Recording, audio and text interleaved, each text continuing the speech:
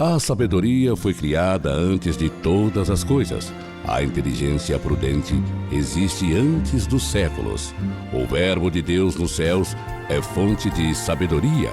Seus caminhos são os mandamentos eternos. Olá, meu irmão, olá, minha irmã. Aqui estamos nós, mais uma vez, no canal Palavra de Sabedoria. Saúdo você, seja bem-vindo, seja bem-vinda. Eu gostaria já de dizer para você que nós estamos próximos de 90 vídeos.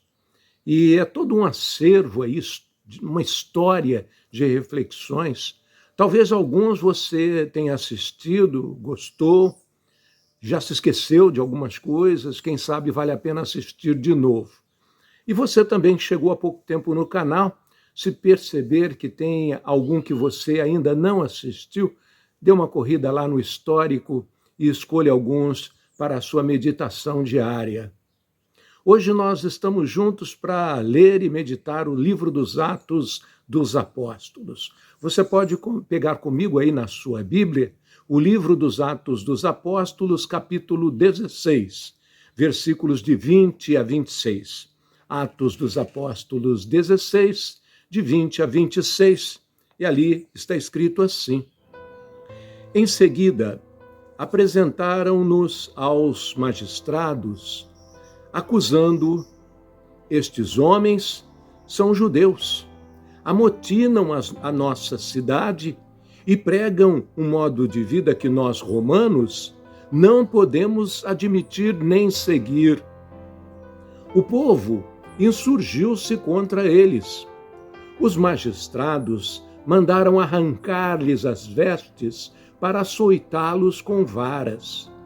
Depois de lhes terem feito muitas chagas, meteram-nos na prisão, mandando ao carcereiro que os guardasse com segurança. Este, conforme a ordem recebida, meteu-os na prisão inferior e prendeu-lhes os pés ao cepo. Pela meia-noite, Paulo e Silas rezavam e cantavam um hino a Deus, e os prisioneiros os escutavam. Subitamente, sentiu-se um terremoto tão grande que se abalaram até os fundamentos do cárcere. Abriram-se logo todas as portas e soltaram-se as algemas de todos. Essas são para nós as palavras do Senhor. E a mensagem de hoje é interessante, porque existe um entendimento que nós precisamos urgentemente adquirir, para que nós estejamos sempre lúcidos e esclarecidos diante das situações que enfrentamos ou enfrentaremos ao longo de nossa vida cristã. E que a leitura que estamos fazendo hoje irá nos ajudar a entender. Jesus, Filho de Deus, veio ao mundo para restabelecer uma ordem que literalmente foi corrompida e subvertida pelo maligno e os seus seguidores. Foi isso que aconteceu. Por confrontar os intentos dos perversos e iniciar um processo de restauração da humanidade, anunciando o Evangelho e chamando os cidadãos daquela época à conversão, por efetivamente promover esse início da renovação da face da terra com a cura de cegos, paralíticos, leprosos, ressuscitar mortos e expulsar demônios, que são os autores de toda essa desordem, Jesus foi cruelmente torturado, crucificado e morto também. Então veja, meu irmão, o autor da vida, ele, mesmo sofrendo tudo isso, não poderia permanecer entre os mortos. Por isso Deus Pai ressuscita Jesus dos mortos numa demonstração clara de que o princípio da vitória do bem sobre o mal é imutável e que a vida vence a morte. E por fim, o demônio, seus anjos e seus seguidores e adoradores serão condenados, punidos e exterminados. Observando as acusações proferidas contra Paulo e Silas diante dos magistrados, nós podemos ver claramente que acontecia com eles o mesmo que aconteceu com Jesus. Porque o bom discípulo, você sabe, ele segue com precisão os passos, os caminhos de seu mestre. E vejam que mudam-se os autores das denúncias. Os discípulos denunciados também acabam sendo outros. E os magistrados que julgam absolutamente são diferentes. Mas o enredo permanece o mesmo. Eles diziam: estes homens são judeus, amotinam a nossa cidade e pregam um modo de vida que nós, romanos, ou seja lá o povo que for, não podemos admitir e nem seguir. Eu quero que você entenda e atente agora para algumas questões fundamentais nessa mensagem. Primeiro, não é fácil para um cidadão de bem como Silas e Paulo, seguidores de uma doutrina que eles consideravam justa e correta, e imbuídos de bons propósitos, não é fácil para eles serem humilhados, constrangidos e achincalhados, privados de seus direitos e presos por autoridades constituídas e, podemos dizer, até legítimas.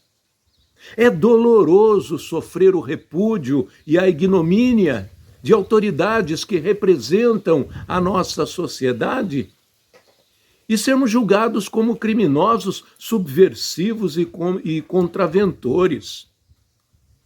E aqui está um ponto fundamental.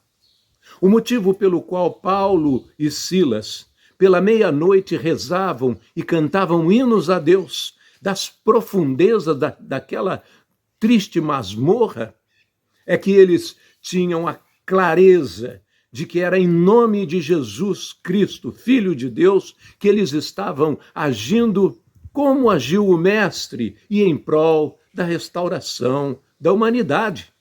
Eles não se sentiram ou não se sentiam oprimidos, nem humilhados, nem vilipendiados ou massacrados, porque compreendiam que as autoridades que os submetiam encontravam-se em oposição aos propósitos de Deus que eles estavam representando ali.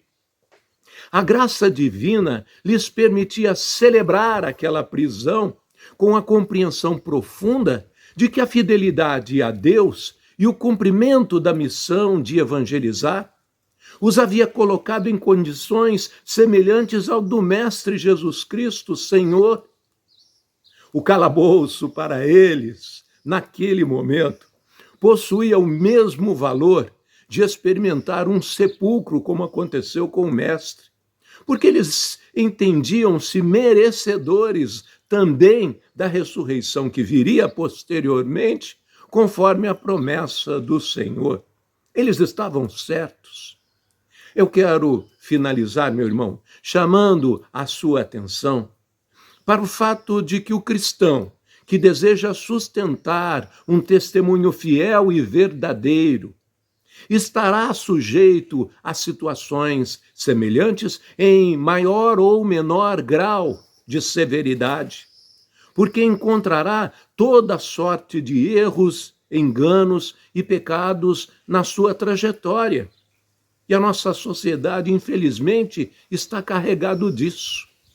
Eles poderiam até, ou podem até ser defendidos, sustentados, esses erros, justificados e até incentivados por autoridades políticas, judiciais, legislativas ou até mesmo eclesiais.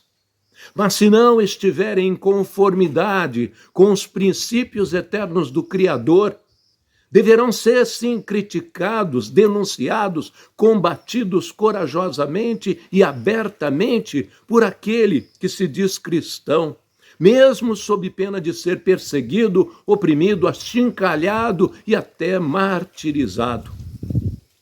Ao contrário de nos submetermos à pecha de criminosos, reacionários, extremistas, retrógrados ou quaisquer outros dos inúmeros adjetivos que possam usar para criar, para tentar nos humilhar ou para nos fazer calar, persistamos na oração e no louvor, como fizeram Paulo e Silas, porque os fundamentos dos cárceres que nos impuseram e que tentam nos aprisionar serão abalados pelo terremoto da manifestação do poder divino, como aconteceu com os dois, ou como aconteceu também com Jesus. E o terremoto moveu a pedra que fechava o sepulcro, trazendo à vida o Criador da vida e nosso Rei e Salvador, Jesus Cristo. Vamos rezar agora.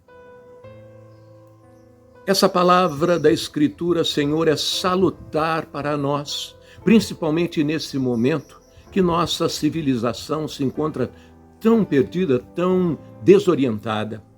O erro e o engano estão se espalhando por todas as partes e tornam-se cada vez mais premente a necessidade de um testemunho autêntico e corajoso diante daqueles que detêm o poder temporal.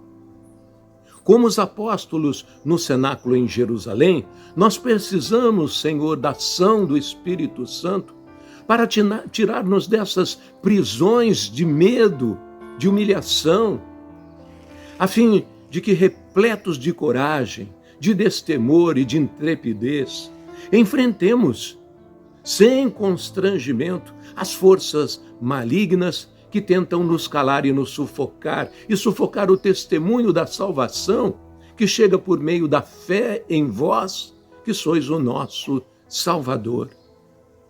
Que a oração, o louvor, não abandonem nunca os nossos lábios, Senhor, e que a alegria e a certeza da salvação sejam o grande motivo para enfrentarmos toda sorte de constrangimento e opressão, todo ódio contra a verdade, toda mentira e injustiça que se levantam contra o estabelecimento do vosso reino e da vossa glória em nossos corações e sobre toda a face da terra.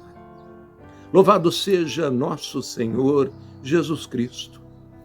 Em nome do Pai, do Filho e do Espírito Santo. Amém.